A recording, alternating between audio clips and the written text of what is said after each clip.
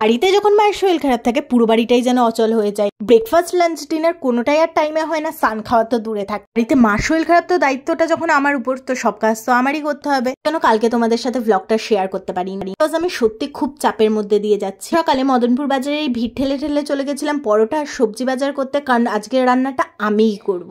সবজি কিনে নিয়ে চলে আসলাম বাড়িতে, এটা ভাবতে ভাবতে যে সবজি তো কিনে নিলাম, কিন্তু রান্নাটা কি করব। বাবার রান্না তো করবো, তার আগে এত হাঁপিয়ে গেছি বলে আগে একটু খাওয়া দাওয়া করে নেওয়া যাক। আমরা যারা আমার ডেলি ব্লগ দেখো তারা জানো আমাদের বাড়িতে দুজন বয়স্ক মানুষ রয়েছে, সেটা হচ্ছে আমার ঠাম্মা আর দিমা।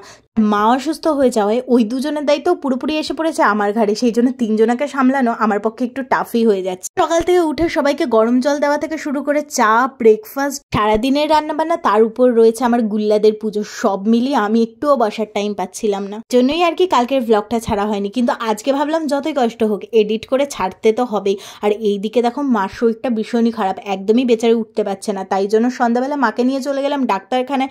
এখানে আমি আর মা বসে ডাক্তারের জন্য ওয়েট করছিলাম। ডাক্তার বলছিল মার শরীরটা নাকি খুবই খারাপ, অ্যাকচুয়ালি জ্বর এসেছিল, সেখান থেকে উইকনেস, আর আমার মা না একটুখানি অ্যানিমিয়াও আছে, সব মিলিয়ে শরীরটা বেশ খারাপ। জন্য ডাক্তার মাকে বলেছে ফুল অন কয়দিন রেস্টে থাকতে। এত খাটাখাটনির পরও কিন্তু তোমাদের সাথে ব্লগ শেয়ার করছি, তোমরাও সাবস্ক্রাইব আর সাপোর্টটা করে যেও।